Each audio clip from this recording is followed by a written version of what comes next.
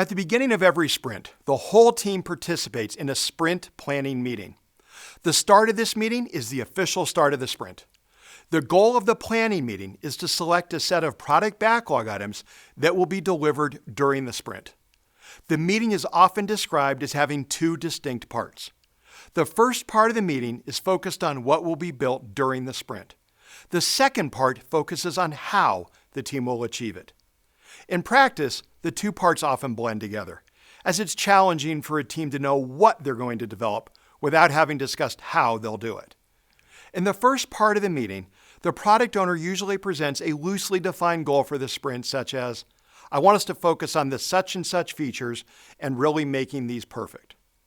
This initial version of the sprint goal guides the overall selection of product backlog items to be built within the sprint. After the product owner describes the initial goal, the product owner will present the highest priority items from the product backlog to the team. Most of the highest priority items should be aligned with achieving the sprint goal. But it's quite often the case that some high priority items are unrelated to the goal, and that's okay. As the product owner presents high priority items, team members can ask questions to clarify their understanding of what needs to be developed. Discussions during the second part of the sprint planning meeting are much more tactical. The team is trying to figure out the general steps necessary to deliver the work they've selected. Teams do this in all manner of ways.